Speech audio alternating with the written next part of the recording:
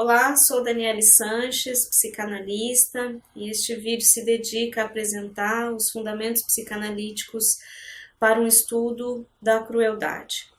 Esse vídeo vai ser composto de duas partes, uma primeira parte que se dedica a fazer um exame diferencial entre crueldade, agressividade e violência, e uma segunda parte que pretende apresentar os fundamentos freudianos para o entendimento da crueldade.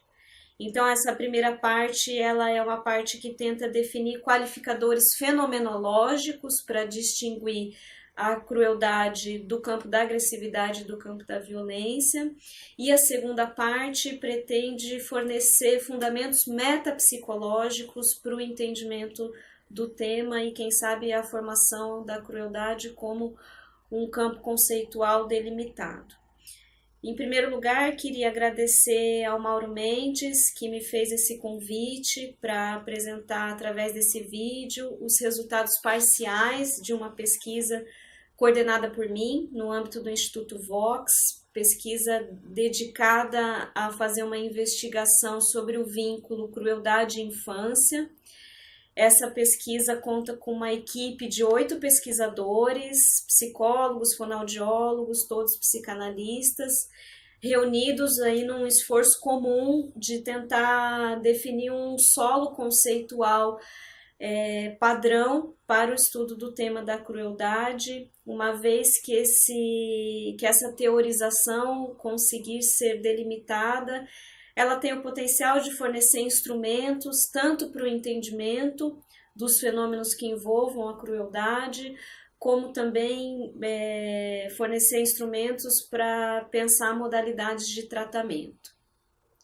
Essa pesquisa sobre a crueldade, na verdade, ela é um pequeno núcleo, um braço de uma investigação muito maior, que é conduzida também pelo Instituto Vox. Esse grande projeto de pesquisa chama As Vociferações e os seus tratamentos possíveis, que é uma investigação ampla no sentido de delimitar o ódio como um dos traços mais potentes nos laços sociais atuais. Sociedade contemporânea que vê no ódio uma espécie de marca registrada, o ódio que implica em fenômenos de intolerância racial, intolerância religiosa, fenômenos de xenofobia, homofobia, misoginia, fenômenos de segregação. Então o ódio é incorporado como um elemento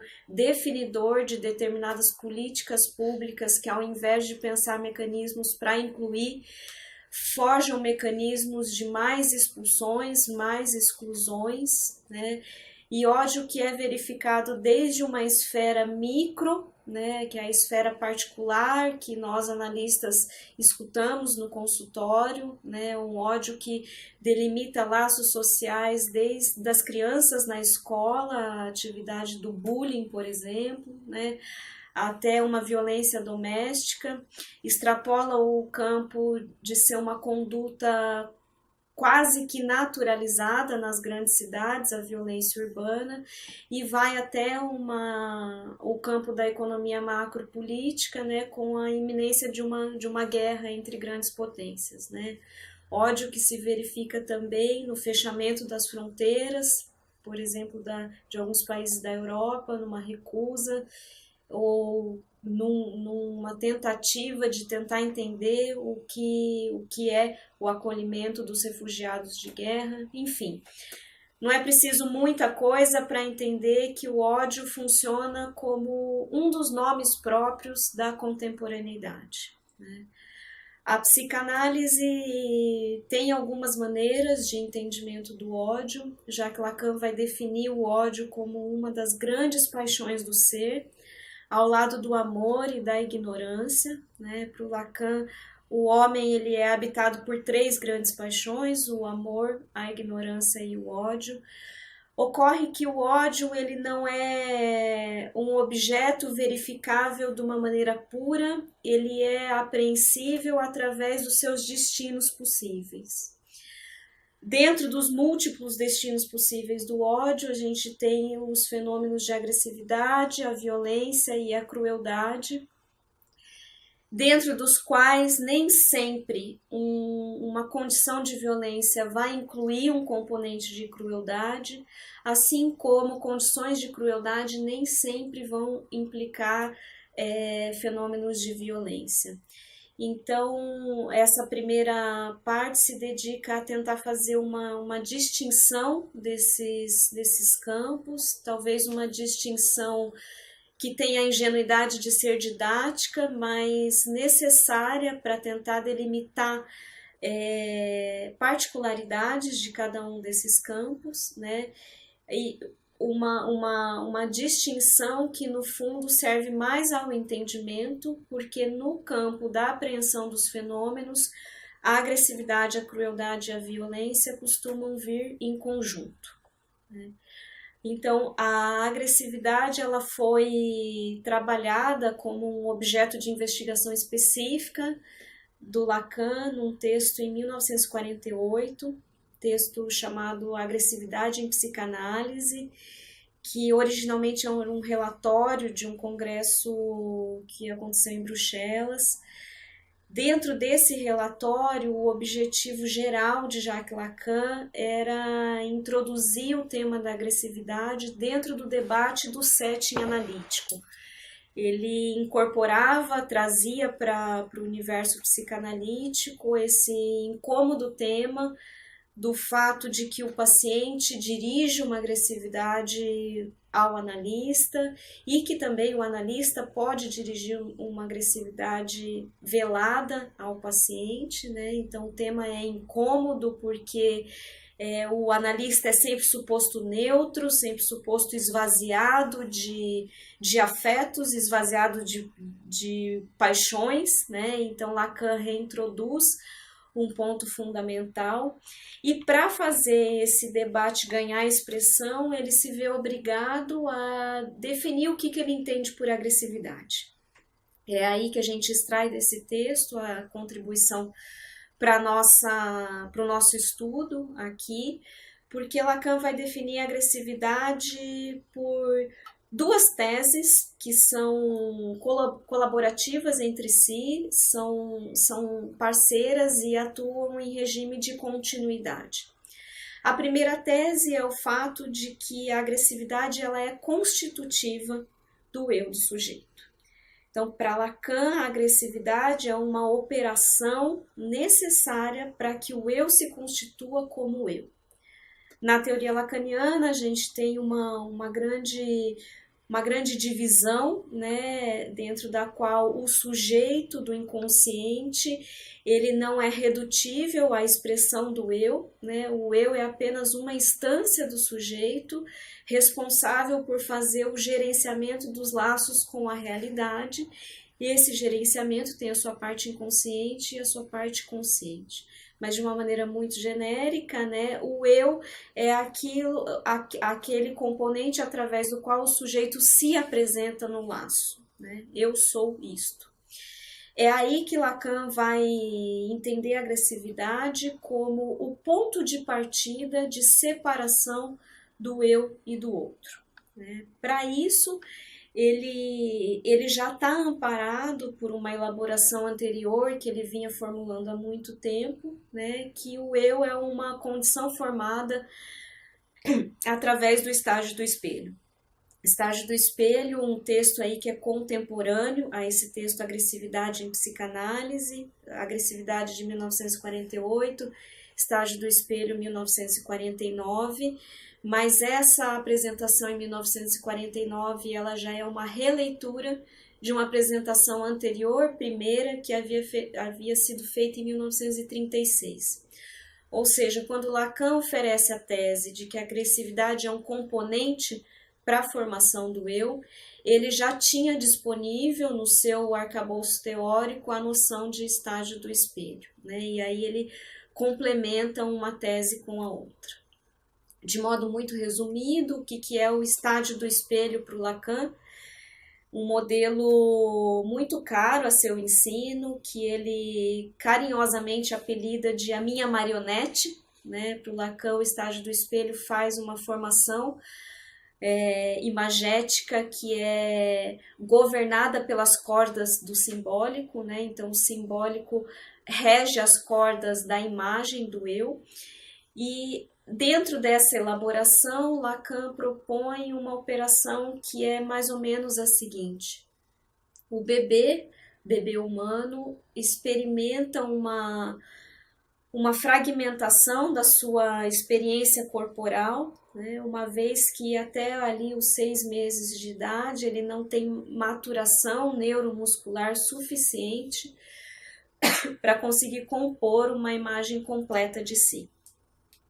Então, esse bebê, não é raro a gente verificar como o bebê vive a descoberta do próprio corpo, como se ele tivesse entendendo a existência de partes separadas, né? Aquela famosa cena do bebê brincando com seu próprio pé, né? Pegando na orelha, como se eles fossem objetos dispersos que não compõem uma unidade entre si.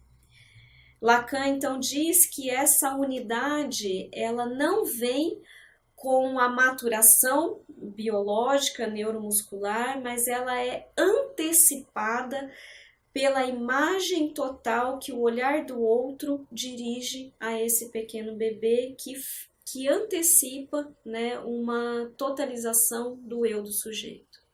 Em outras palavras, é no olhar do outro que o bebê se reconhece como um eu total, né? Também de uma maneira aí esquemática, a experiência poderia ser resumidamente explicada por aquela cena, né, em que um adulto segura um bebê diante do espelho.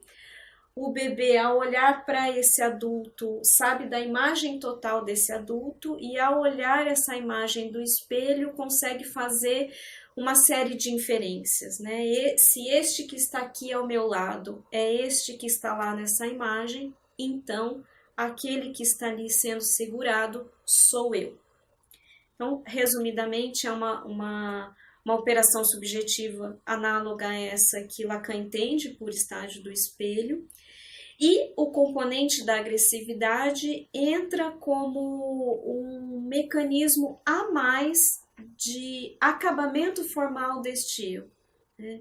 Para o Lacan, a agressividade ela entra como a tentativa subjetiva que o bebê vai fazer de tentar fazer desaparecer este outro, né? Uma espécie de teste subjetivo que tenta verificar se esse outro não estiver ali, eu continuo sendo eu, né? É aí que o bebê vai começar a explorar o mundo com uma série de destruição aplicada aos objetos, né? É uma espécie de verificação se a existência dele continua permanente ali, apesar da destruição daquele objeto que ele segura, né? Lacan vai dizer que aí estamos diante do espetáculo das bonecas despedaçadas. Todos os analistas que atendem criança, que trabalham com criança, já presenciaram certamente algo que é muito corriqueiro na clínica infantil, que é o fato das crianças irem destruindo os objetos, irem destruindo os bonecos, arrancando cabeça, arrancando perna, né? Tudo isso, dirá Lacan, é uma espécie de teste para constituição do eu como uma instância que vai definir a diferença, a separação daquele pequeno sujeito em relação ao mundo, né? É aí que ele vai fazer uma primeira separação dessa condição tão alienante que é ter a sua formação veiculada por um outro. Então essa é a primeira tese, de que a agressividade ela é constitutiva do eu, e a segunda tese é intimamente vinculada a esta, de que a agressividade é por essência uma experiência subjetiva, né? Ela é este mecanismo de destruição subjetiva do outro. Então, quando o bebê se coloca em marcha para fazer essas operações, ele não está exatamente destruindo aqueles que estão à sua volta, mas ele está fazendo essa operação de desaparecimento, né? Aquela famosa brincadeira de sair do campo do olhar do outro, né? Fazer o outro desaparecer e descobrir que ele ainda continua lá. Então Lacan diz que essa é a agressividade nessa função de separação, ela é essencialmente subjetiva.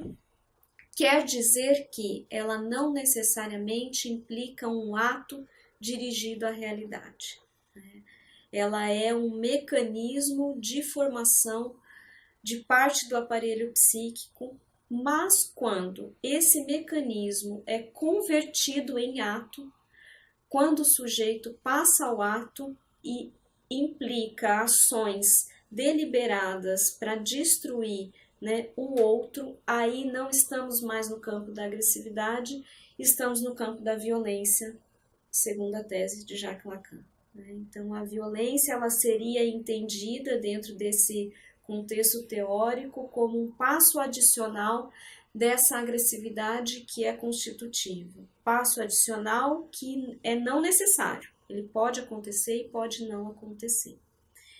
Dentro desse ato de violência, é possível que o componente da crueldade seja incluído e não seja incluído. Mas o importante é ressaltar que, num objetivo final, em última instância, o que se quer com esse ato de violência é o desaparecimento do outro, é a destruição do outro enquanto sujeito, né? Uma destruição total.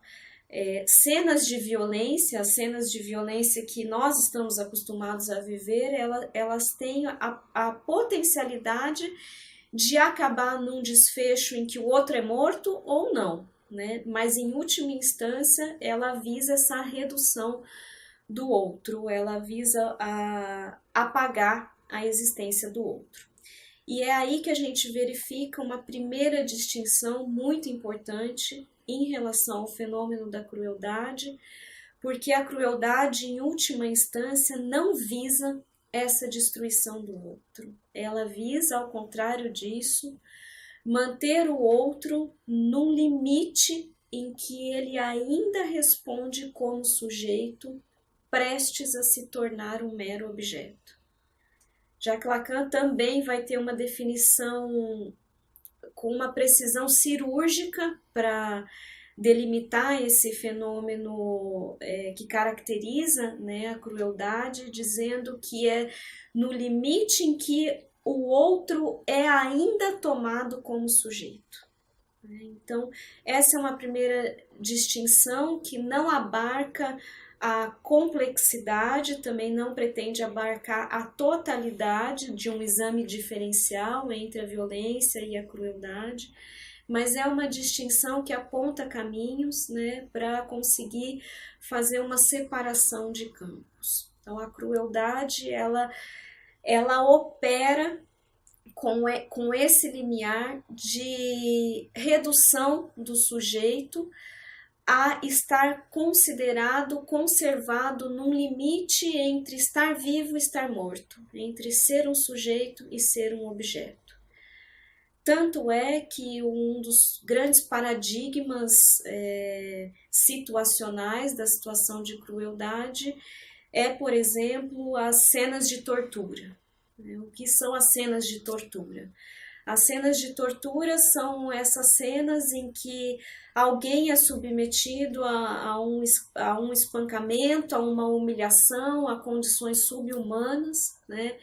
E o que recolhemos dos relatos dos sobreviventes, né, de experiências de tortura, sobreviventes de aprisionamentos em cativeiros, né, os sobreviventes das guerrilhas, dos cativeiros de guerrilhas, são relatos que mostram para a gente o quanto eles eram convocados a responder duplamente por essa posição subjetiva de estar vivo e morto ao mesmo tempo, né? Então temos aí narrativas de situações que depois que o sujeito foi abusado, foi espancado, ele é convidado a partilhar uma refeição com o seu torturador, ele é convidado a tomar um café, ele é convidado a jogar cartas, baralhos, né? Então, ele está prestes a se tornar algo inerte e ele é novamente convocado a falar como sujeito.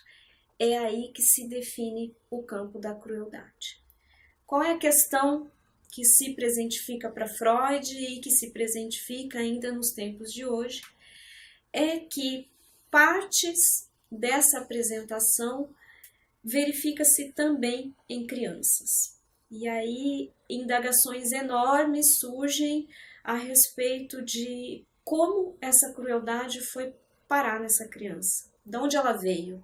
Ela é originária, ela veio da formação, né, dessa criança como um ser humano, ela foi adquirida, a criança foi submetida a uma experiência, então comprou para si essa modalidade de funcionamento, ou ela foi aprendida, ela veio de fora e foi ensinada, enfim.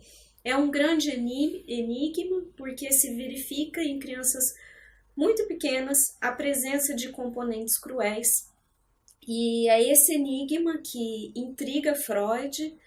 Ele vai tentar formular uma tese a respeito da origem dessa crueldade e a respeito da composição da crueldade. Na verdade, ele não consegue formular uma grande tese sobre a crueldade, mas ele faz sim algumas hipóteses, refuta parte delas, acolhe outra parte e chega assim a determinadas conclusões, né? Então vamos à parte metapsicológica freudiana. Bom, então a contribuição metapsicológica freudiana para o estudo do tema. Em primeiro lugar, é uma contribuição a princípio local. A maior contribuição de Freud para o tema da crueldade está localizada num texto de 1905, chamado Os Três Ensaios para uma Teoria da Sexualidade. E é uma exposição em que Freud vai tentar conceituar a crueldade como uma pulsão, não vai conseguir exatamente levar adiante ou levar até o final essa primeira intuição, mas vai fazer algumas conclusões ao final do texto que são bastante indicativas, né, ou bastante preciosas do que se trata o fenômeno. A primeira ressalva a trabalhar o fundamento metapsicológico da crueldade via os três ensaios é a localização desse texto dentro da obra. Antes dele, Três Ensaios, então, em 1905, antes dele, um pouco, 5 anos antes, temos a publicação da Interpretação dos Sonhos, em 1900, onde Freud apresentou ao mundo o funcionamento inconsciente, né, via mecanismos de deslocamento e condensação, apresentou ao mundo que o funcionamento inconsciente ele determinava ações para além da força consciente, né, um dos grandes golpes aí da humanidade, né, dizendo que o eu não é senhor em sua própria casa.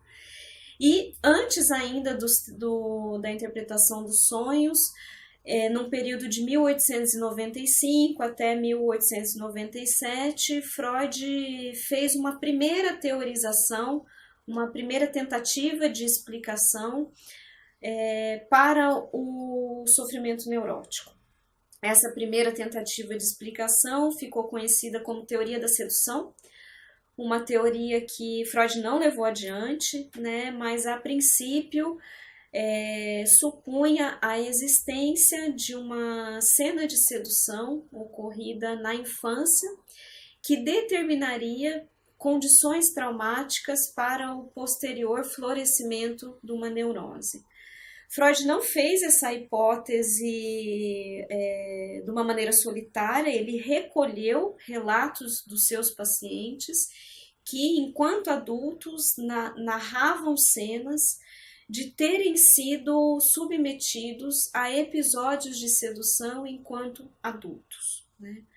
O que Freud descobre é que, para uma parte de seus pacientes, estas cenas não tinham ocorrido e que esta narrativa era uma tentativa de elaborar, através de uma fantasia de sedução, uma vivência de excitação sexual infantil que, de outra maneira, não teve condições outras para ser simbolizada, né? Então, em 1897, Freud descarta a teoria da sedução como um fundamento interpretativo das neuroses. Numa carta a Fliess, a carta 69, ele escreve: eu abandono essa teoria, né? Não posso confiar em minha neurótica, elas me mentem, né? Mas ele fica com a ideia de que os seus pacientes colocavam o seu sofrimento de alguma maneira vinculados a uma experiência de excitação sexual vivida na infância. Então, de uma maneira retroativa, voltando aí para os 3 ensaios, que é um texto publicado em 1905, o que Freud tenta fazer nos 3 ensaios é justamente a explicação da composição psicossexual infantil, né? É ali que Freud vai construir um grande ponto de partida da psicanálise, destrinchando, examinando, delimitando condições de aparecimento e desvios da sexualidade infantil. Então, de uma maneira retroativa, é isso que a gente tem antes dos 3 ensaios. E, de uma maneira, analisando o cenário posterior, vale ressaltar que, em 1905, Freud ainda não tinha muito bem formulada a sua teoria das pulsões, né? Isso é importante porque a primeira intuição freudiana é tentar conceituar a crueldade como uma pulsão, só que é a própria noção de pulsão que não estava muito bem formalizada por Freud, né? A teoria das pulsões ela vai se alastrar ao longo da obra freudiana e só vai atingir a sua forma final, a sua forma acabada em 1920, quando Freud vai definir um dualismo geral que determina, que vai incluir dentro de si todas as definições anteriores que ele havia feito das pulsões até 1920, esse dualismo que coloca uma oposição entre as pulsões de vida em contraposição à pulsão de morte. Por que isso é importante no contexto do estudo da crueldade? Porque em 1905 Freud vai tatear a crueldade através da oscilação entre defini-la como uma pulsão e defini-la como um componente da pulsão sexual. E é justamente a pulsão sexual que será acoplada a esse grande campo das pulsões de vida lá na frente.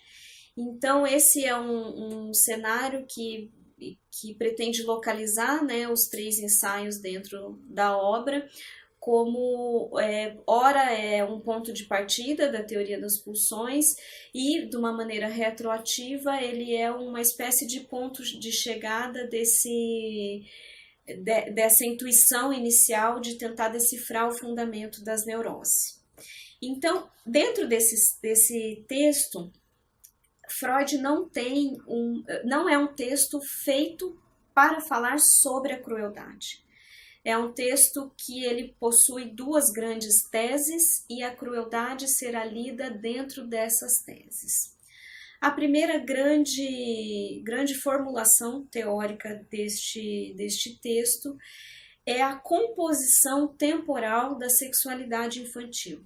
Então, Freud vai conceber que todas as experiências infantis, desde da condição de bebê até chegar na época da puberdade, podem ser localizadas como um conjunto que foi submetido a uma etapa tripartite, né? Foi submetido a uma operação dividida em 3 tempos: a fase pré-genital, a fase de latência e a fase do primado da zona genital.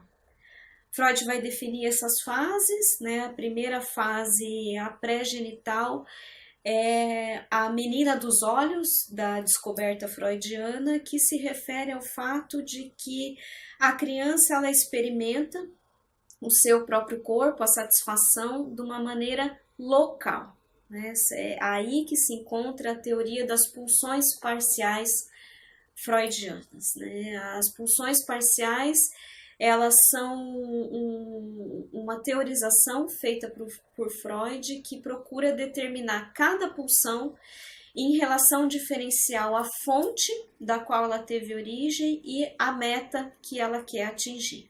É aí que Freud vai definir, por exemplo, a mucosa como a zona erógena por excelência, como o fundamento da pulsão oral.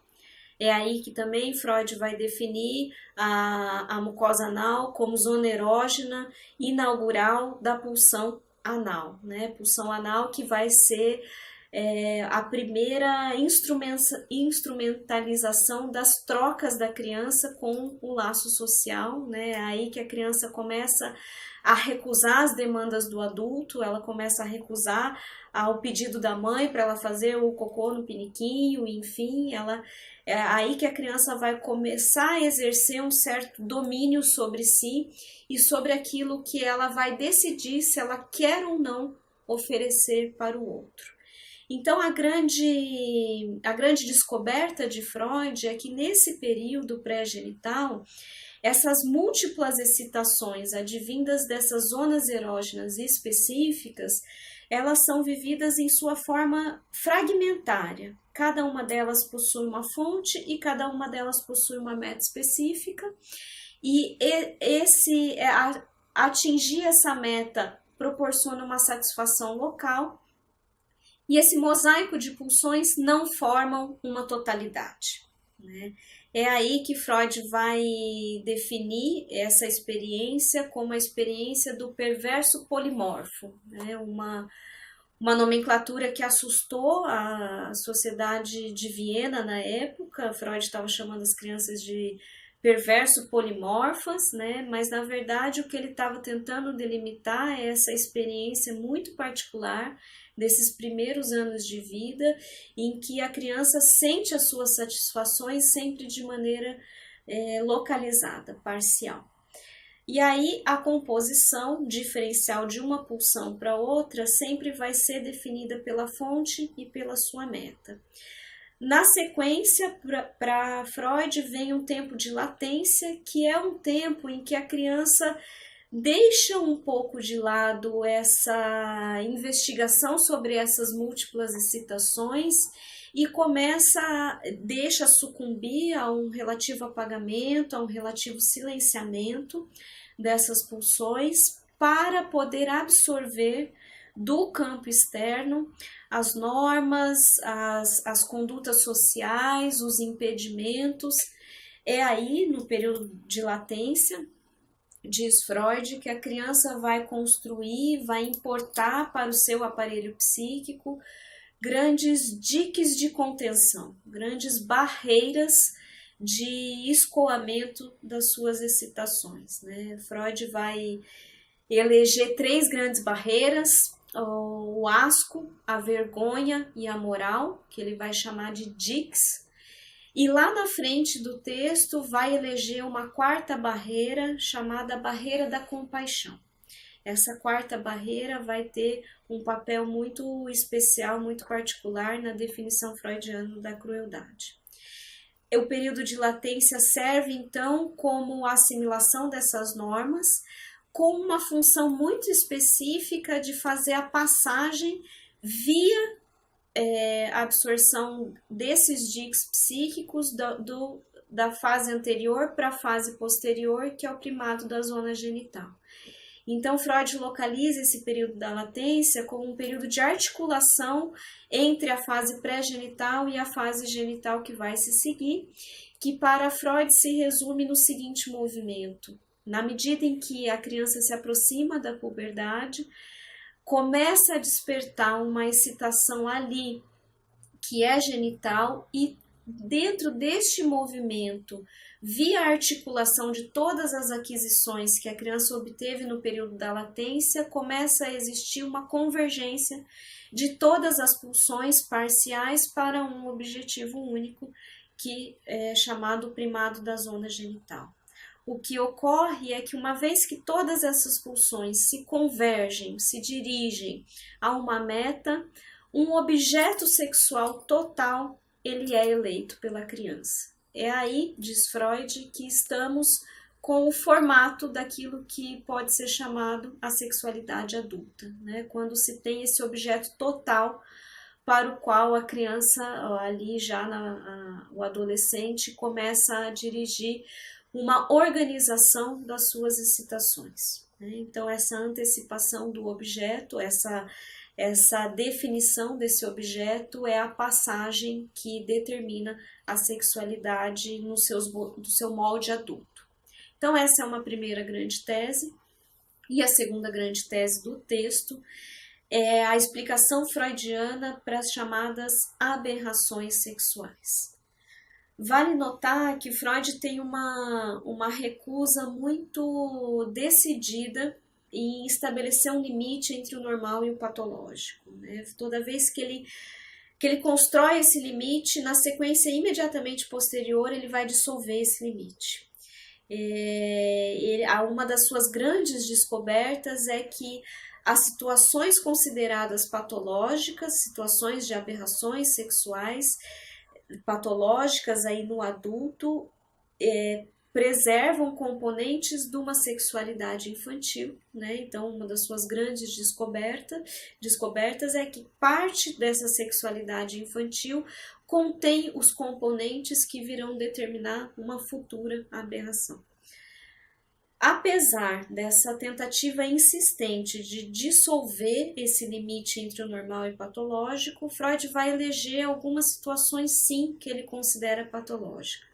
Uma delas é a pedofilia, né? A outra, casos em que o sujeito extrai a sua satisfação exclusivamente de uma cena sádica ou de uma cena masoquista. Então, um dos critérios freudianos para o limite entre o normal e o patológico é o critério da exclusividade, quando tem exclusivamente uma satisfação veiculada por determinada modalidade, é aí que ele vê uma condição patológica. E na tentativa de descrever essas condições, ele se vê obrigado a responder uma pergunta sobre a origem dessas supostas aberrações. Então, ele se vê obrigado a responder uma indagação que era feita em seu tempo e que ainda hoje é feita sobre a origem dessas condições. Ela tem uma origem inata ou ela é adquirida? Ela veio do sujeito ou ela foi comprada pela vivência do sujeito?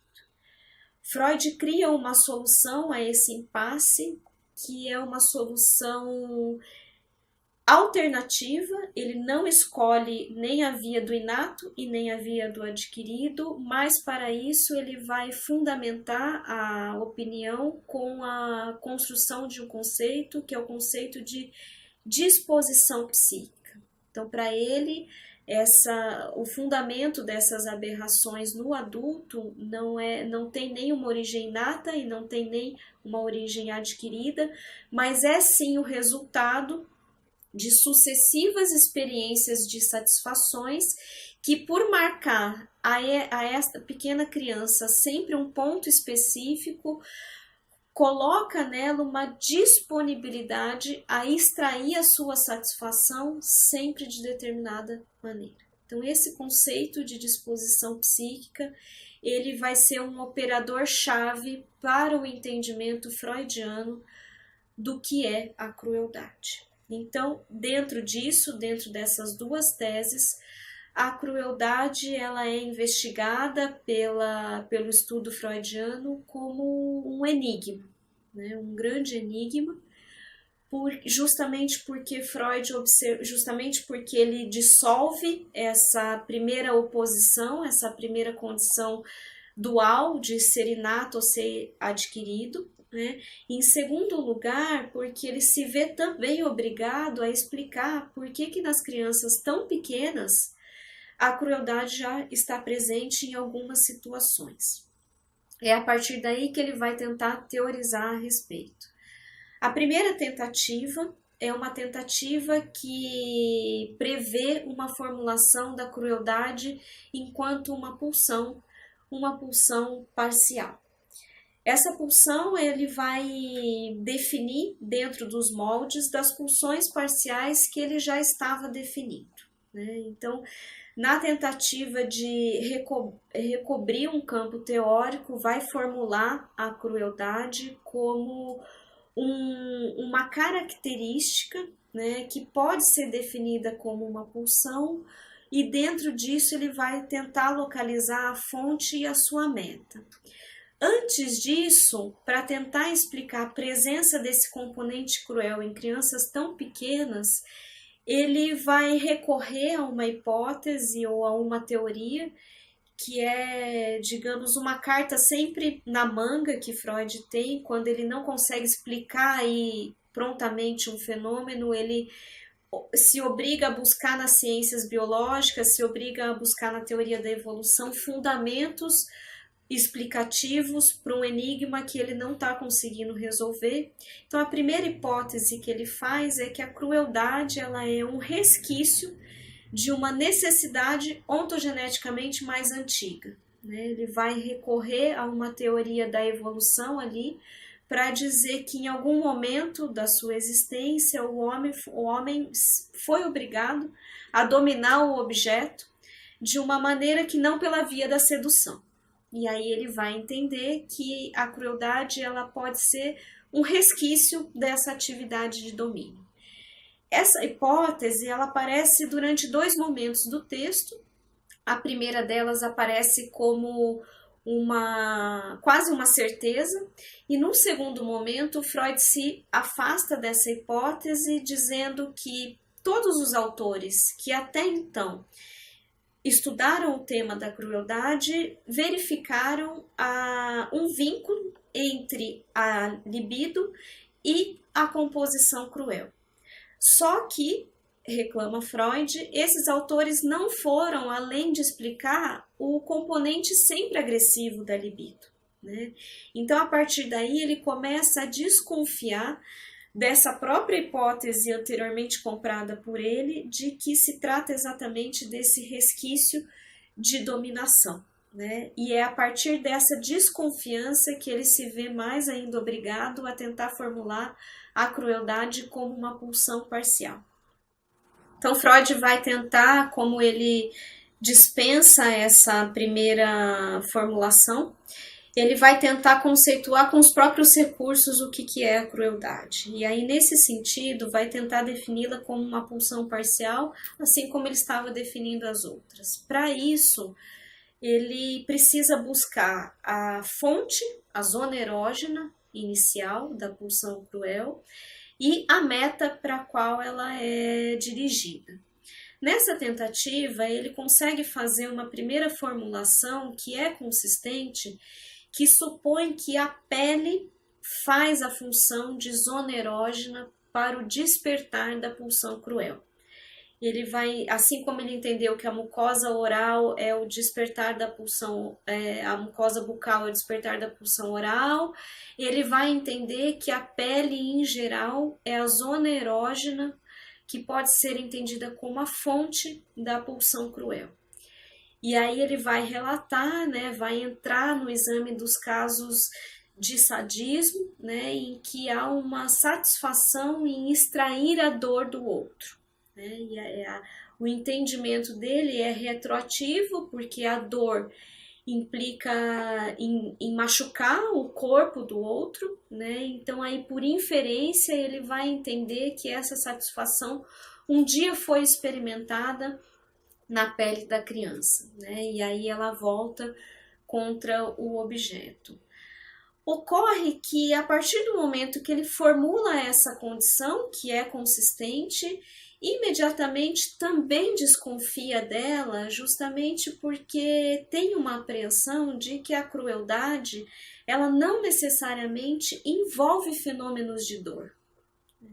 É possível grandes cenas de crueldade, grandes cenas de humilhação, de sujeição, né, que reduzem o outro a ser quase um objeto, naquele limite entre ser um sujeito e ser um objeto, mas essas cenas não têm uma relação de necessidade com a inclusão da dor. Então, na justa medida em que Freud faz o seu parâmetro para definir a crueldade como uma de suas pulsões parciais, essa definição lhe escorre aos dedos justamente porque ela não abarca o todo da experiência cruel.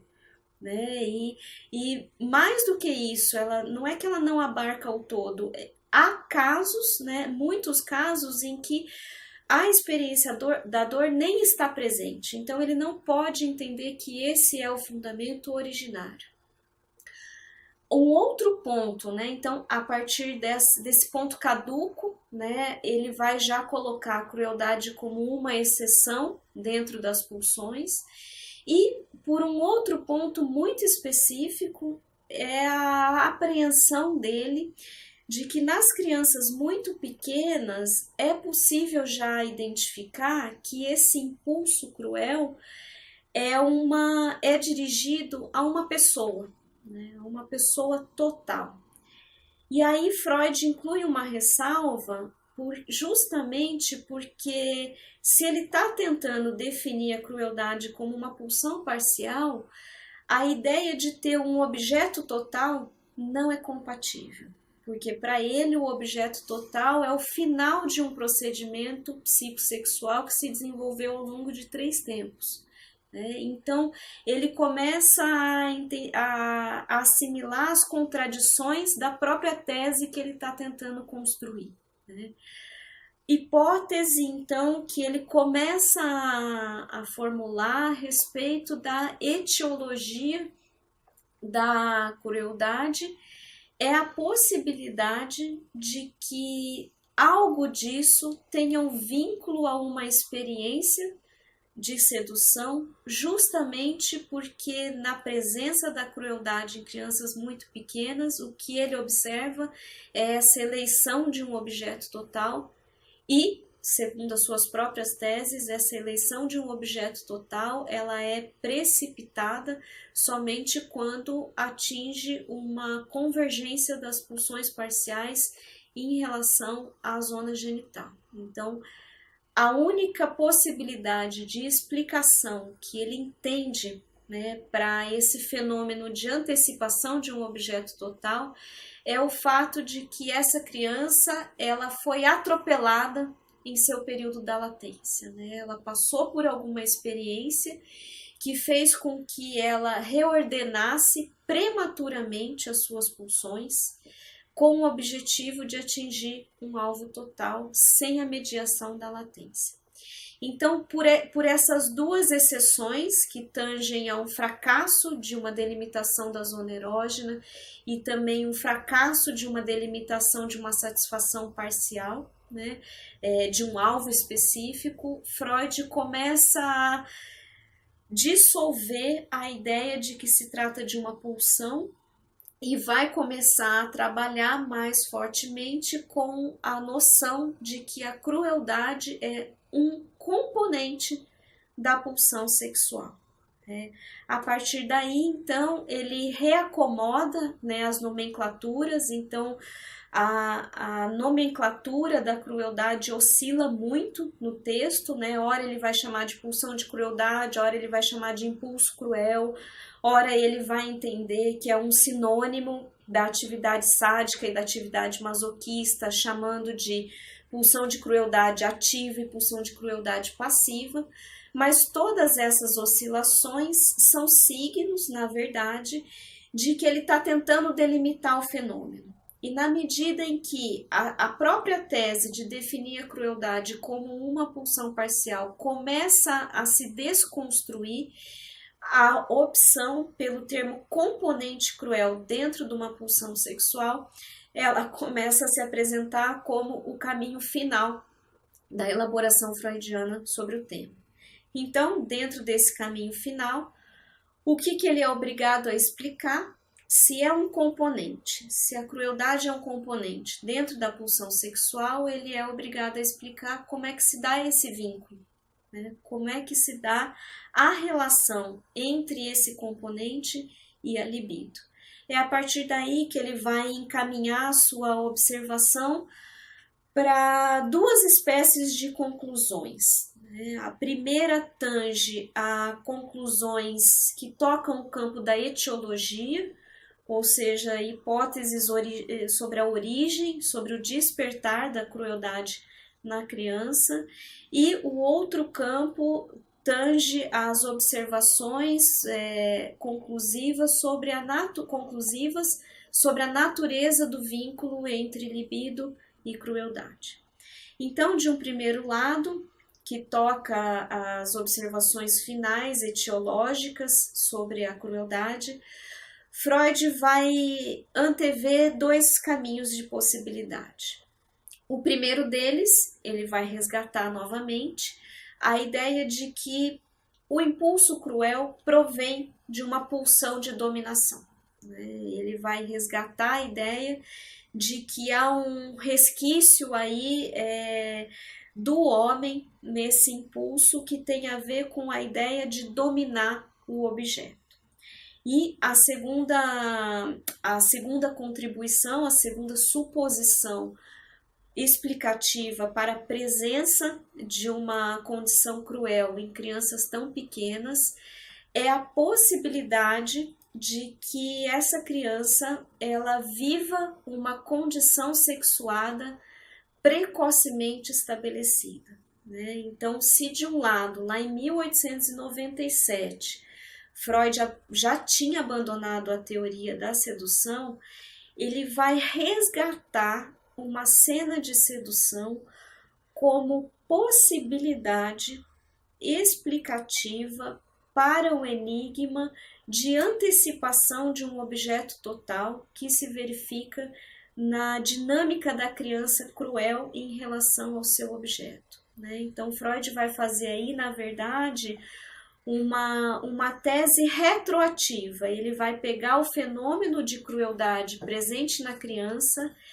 e ele vai dizer o seguinte: quando se verifica uma crueldade muito proeminente numa criança muito pequena, isso nos desperta a suspeita de que essa criança vive uma atividade sexual intensa e precoce. Isso está ali na página 182 da versão publicada pela Imago, a versão brasileira, a versão de 1996. Então, essa hipótese etiológica está muito bem localizada. Então, a suspeita de que a crueldade dessa criança advenha de uma atividade sexual que foi ali precipitada, que está sendo vivenciada como precipitada. Por outro lado, as hipóteses conclusivas a respeito, então, da natureza do vínculo, da composição entre crueldade e libido, elas também abrangem aí duas soluções freudianas. A primeira delas é que este vínculo ele surge na fase pré-genital. Então, a própria ideia de que ele surge demite aquela ideia anterior de que ele é inato. Então, ele vai dizer, é possível verificar o surgimento, o despontar da crueldade na fase pré-genital, fase dentro da qual a criança experimenta aquelas satisfações parciais, e dentro disso, a crueldade ela é exercida pela criança naquela condição da imagem das bonecas despedaçadas. Segundo a intuição de Freud, nessa época, talvez nem seja possível nomear isso exatamente de crueldade, porque o que a criança ainda não tem composto para si é a ideia de sofrimento no outro. Então, para o Freud, é um primeiro despertar desse vínculo. E o que acontece? Vai dizer ele em tom conclusivo, o problema é que esse vínculo que ali surgiu, ele pode se tornar no futuro indissolúvel. Então essa é a segunda tese conclusiva a respeito da crueldade, que uma vez que ele foi instaurado na criança, o vínculo entre crueldade e pulsão sexual corre o risco de se tornar um vínculo permanente e indissolúvel, caso não tenha sido instaurado nessa criança, dentro do período de latência, um dos diques fundamentais, que ele vai chamar a barreira de compaixão. Então, só para finalizar com as palavras dele, eu vou fazer uma citação, que é essa conclusiva final, que ela pode ser localizada na página 182 da versão da Imago, que dentro da qual Freud conclui o seguinte: a ausência da barreira de compaixão traz consigo o risco de que este vínculo estabelecido na infância entre o impulso cruel e o impulso erógeno torne-se depois indissolúvel na vida. Por que eu fiz questão de citar essa passagem? Porque daí a gente extrai uma contribuição fundamental de Freud ao estudo da crueldade, que é a ideia da arbitrariedade do vínculo. Se esse vínculo ele não é, a princípio, intrínseco, se ele não tem uma relação de necessidade, ele é, portanto, ele é arbitrário, ele é decomponível, ele é, em outras palavras, passível de tratamento e passível de dissolução. Então, esse é o fechamento com essas pequenas conclusões de Freud a respeito do tema e colocam para a gente primeiros passos no intuito de construir uma fundamentação metapsicológica para o estudo da crueldade. Mais para frente, Freud vai elaborar algumas outras hipóteses e talvez elas sejam expostas em outro vídeo. Obrigada.